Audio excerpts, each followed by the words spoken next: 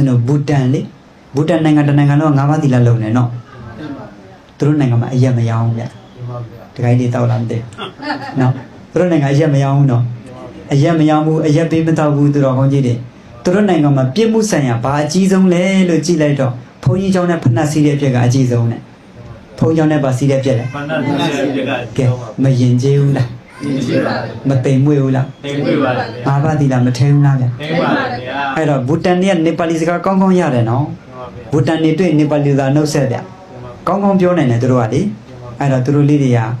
ဝက်စားဆင်ရင်မှုနဲ့တအားတိမ်မွေးတယ်စကားပြောလဲတအားချိုးတယ်သူတို့လက်ထက်မှာပတိရှိတယ်အမြဲတမ်းဂုံတော်ပွားတယ်အဲ့တော့သူတို့မျက်နှာတွေကကြီးပြီးတန့်ရှင်းနေတယ်